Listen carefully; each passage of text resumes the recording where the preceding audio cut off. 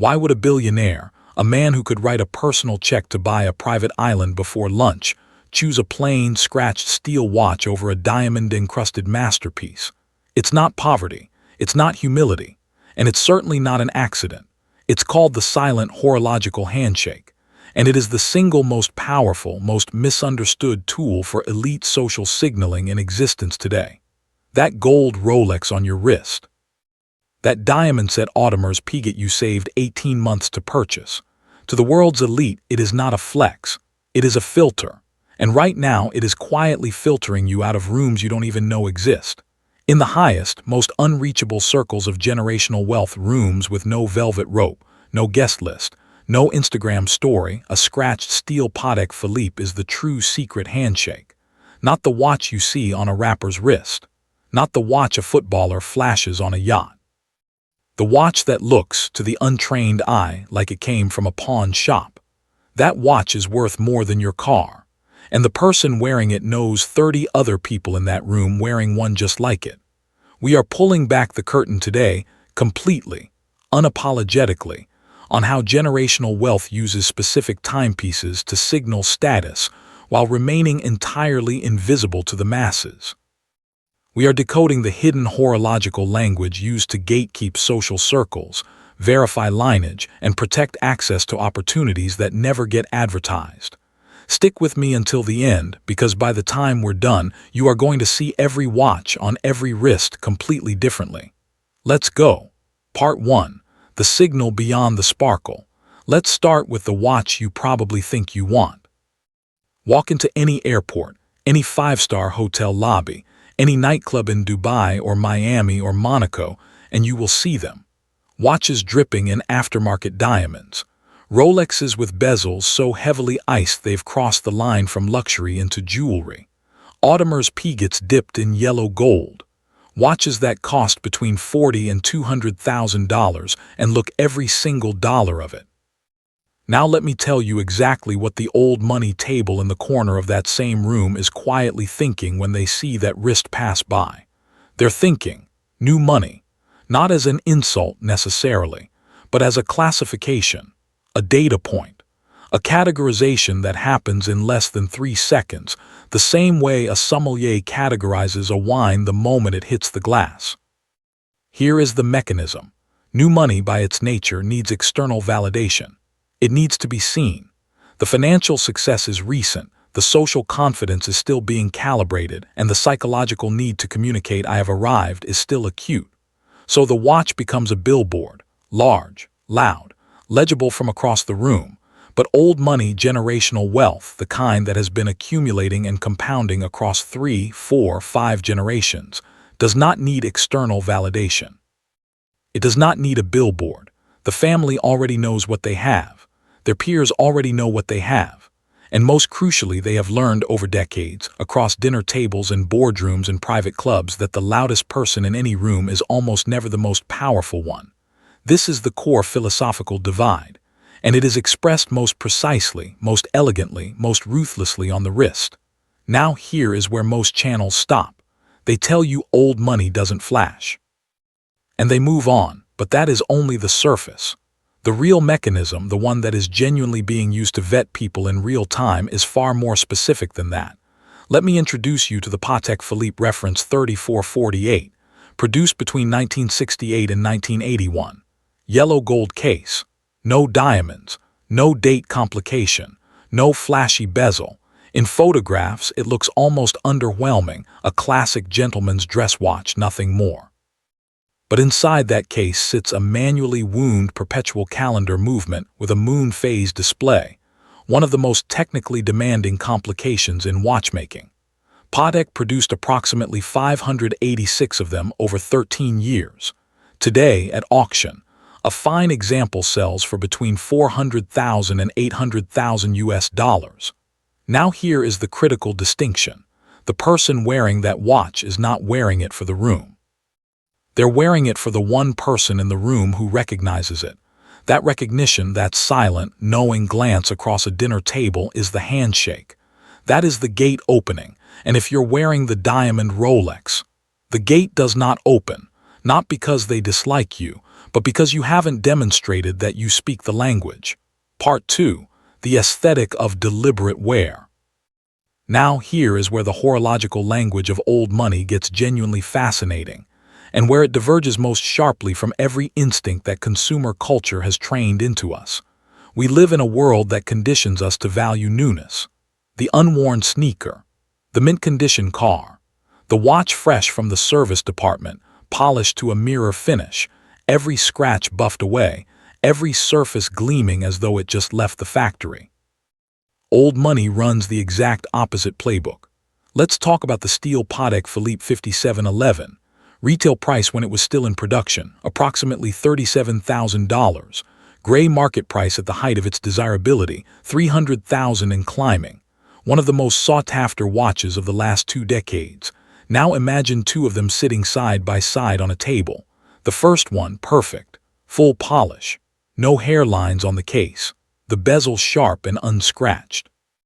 The clasp tight, the bracelet link like new, never worn hard, never exposed to anything that might compromise its condition. From a pure resale standpoint, this is the more valuable watch. The second one, the bezel has a shallow scratch running at roughly 7 o'clock. The lugs have softened from years of contact with the wrist. The bracelet has stretched very slightly, the way a bracelet does when it has been worn every single day for 12 or 15 years. The dial is original, unpolished, slightly warm in tone. The crown is well worn. This watch has clearly been lived in. In the old money world, the second watch is not worth less. It is worth more socially, culturally, symbolically. This philosophy has a name among serious collectors. They call it patina over polish. The scratches on the bezel are not damage. They are data. They tell you this watch was not purchased as an investment. It was not purchased to impress anyone. It was purchased because the owner genuinely loves horology, has worn this watch through decades of their actual life. To meetings, to family dinners, to morning swims in the Mediterranean, to late nights in Geneva, and has never once considered polishing it, because doing so would erase the evidence of that life. And there is a deeper layer to this. One that is almost counterintuitive until you sit with it. Refusing to have a watch polished is also a financial signal. A professional polish and service on a high-complication Patek Philippe costs, conservatively, between $2,000 and $5,000. And doing it wrong, over-polishing, rounding the case edges, destroying the original finishing, can reduce the collector value of a watch by 30 to 50%. Old money knows this. They've known it for decades, often because their grandfather told them before he passed the watch down. So when you see a man in a bespoke suit at a private members club with a visibly worn vintage complication on his wrist, and he makes no move to explain it, no move to show it off, that is not carelessness. That is a statement so precise it requires decades of financial confidence to make. Part 3. The complexity of hidden complication. So far, we've been talking about what old money wears and how they wear it. Now let's go deeper into why the movement inside the case is perhaps the most sophisticated layer of this language. Because once you move past the visual signaling, the deliberate patina, the steel over gold, there is a second test. And this one happens at the table. A well-worn Patek 5711 is a strong signal. But it's a signal that has been written about in magazines, documented in YouTube videos, and replicated by serious enthusiasts who have done their homework. It's accessible if you know where to look. The next layer of gatekeeping operates at the level of the movement, specifically through the quiet dominance of independent watchmakers. Let me give you 2 names, F.P. Journe, Acrivia. If those names mean nothing to you, you are exactly the person this section is meant for, because they mean nothing to most people, including most people who consider themselves watch enthusiasts. François-Paul Journe began making watches in his Paris apartment in the 1980s. He moved to Geneva. He built everything by hand, or as close to it as a one-man operation could manage. His watches are mechanically extraordinary. He pioneered the use of a remontoir d'égalité in a wristwatch, a constant force device that delivers identical energy to the escapement with every tick regardless of the state of mainspring tension. This is not a feature that appears on a spec sheet designed to impress non-watchmakers. This is a feature that only matters to someone who genuinely understands how a watch movement functions. FP. Journe produces roughly 800 to 900 watches per year, total, across all references. To put that in context, Rolex produces approximately 1 million. Acrivia is smaller still. A Geneva atelier founded by Rexhepi, a watchmaker who trained at Patek Philippe before striking out alone. Acrivia produces perhaps 20 to 30 watches per year, each one handmade, each one requiring years of waiting even if you are already known to the house. Here is the social mechanism. Owning an FP Journe or an Acrivia piece is not something you can accomplish by simply having money. You have to be known. You have to have a relationship. The wait lists are not public. The allocation process is not transparent. You get access because someone who already has access vouches for you, or because you built a genuine relationship with the house over years. This is what makes these pieces function as social credentials. They are not just expensive, they are gate-kept. And the gatekeeping is not financial, it's relational and horological. Now comes the dinner table test. If you're wearing an FP Journe chronometer souverain and another person across the table leans slightly forward and says, quietly, "Is that the brass movement or the gold?" That question is not small talk. It's an exam. Because the chronometer souverain was produced with a brass movement in its early years before Journe transitioned to an 18-karat gold movement.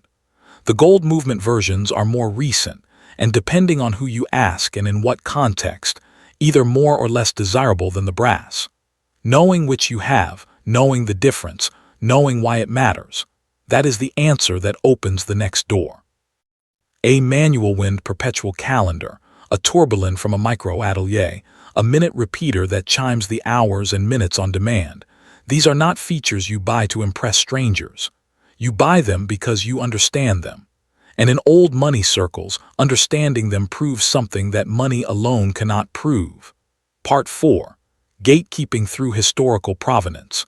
We have now moved from the outside of the watch to the inside of the watch. The next layer takes us entirely off the watch itself into the paper. Every watch produced by a serious Swiss manufacturer comes with a movement number. And for the major houses, Patek Philippe being the preeminent example, that movement number is traceable. Not just to a year of production, to a client name, to a boutique, to a moment in time. Patek Philippe offers a document called the extract from the archives. For a fee, the owner of any Patek watch, vintage or modern, can request this document, and Patek will pull the original production records and confirm the case material, the dial configuration, the movement specification, the year of completion, and in many cases, the name of the retailer who first sold the watch. In the world of generational wealth, this document is not just a collector's novelty. It functions as a kind of birth certificate for the object and, by extension, for the family. Imagine inheriting your grandfather's Patek Philippe Calatrava, reference 96, purchased in 1945 at Bayer Chronometry in Zurich. You request the extract from the archives. It confirms everything. You now hold in your hands documented proof that your family's relationship with this object, and with the house of Patek Philippe, and with one of the oldest watch retailers in the world, goes back 80 years. That provenance does something that no amount of present-day spending can replicate. You cannot buy 80 years of relationship. You can only inherit it. And within old money circles, this inheritance is legible. When a vintage reference passes from father to son or grandmother to granddaughter and the new owner wears it, the wear patterns are there, the history is in the case, and the people who know. There's another layer here that almost no one talks about. Specific vintage references act as a map of where a family has been. The reference 2499 perpetual calendar, produced by Patek between 1951 and 1985, was popular among a specific stratum of European industrial families. The reference 1518 before it was acquired by a very particular set of collectors concentrated around Geneva, Milan, and New York. If you know these patterns, and serious collectors do, looking at someone's watch is not just seeing a watch. It's reading a chapter of their family history. This is provenance as social currency, and it cannot be faked, cannot be purchased outright, and cannot be accelerated by any amount of ambition. You either have it or you don't. Part 5. The modern shift to stealth wealth. We've traveled through history, through mechanics, through provenance. Now let's land in 2026, because the modern evolution of this hidden language is arguably the most radical chapter yet. The trend operating at the highest level of the watch market right now is something collectors are calling debranding, and it is precisely what it sounds like. The most coveted pieces at auction today, the commissions being placed at the most exclusive independent ateliers, the watches being discussed in private collector groups that have no public-facing social media. Many of them share a single, remarkable characteristic. You cannot tell, from the dial alone, who made them. A. Lange & Sirhan has always been subtle in its branding. Certain FP Journe references carry the name so discreetly it is invisible unless you are holding the watch 8 inches from your face.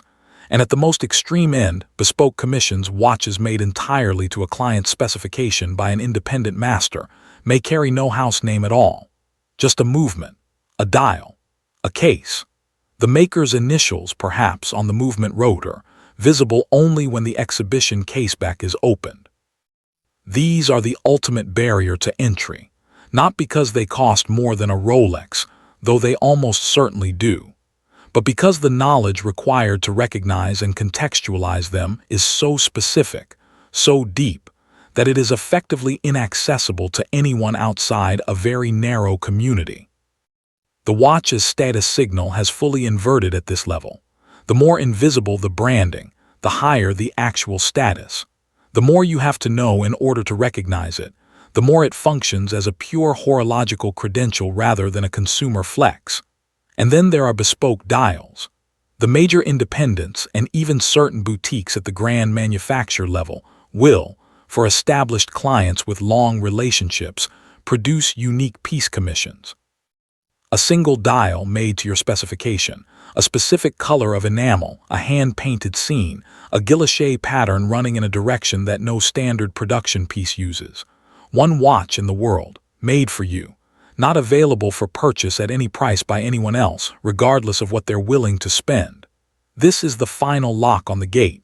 No list exists. No price is published. No influencer has been sent one for review. It exists in a conversation between a client and a watchmaker, built on years of mutual trust and shared passion. Mastering this hidden language, the visual vocabulary, the mechanical depth, the provenance literacy, the recognition of the independent ateliers, the understanding of the debranding movement, mastering all of this does something remarkable for you in elite spaces. It allows you to navigate without speaking, to be recognized without advertising, to join a conversation, the real conversation, the one happening below the surface of every room where serious money lives, without ever announcing your intention to participate. The scratched bezel does the talking. The manual wind movement does the talking. The archive extract in your desk drawer does the talking. The dial no one else in the room has ever seen before does the talking. And if you understand why, if you can hold this entire language in your head and read it fluently, then you are no longer standing outside the gate wondering how it opens. You are already inside. The watch is just one language in the old money lexicon. In our next video, we're decoding the textile codes, what the fabric of a man's shirt tells a Geneva banker before a word is spoken. Subscribe. You don't want to miss it.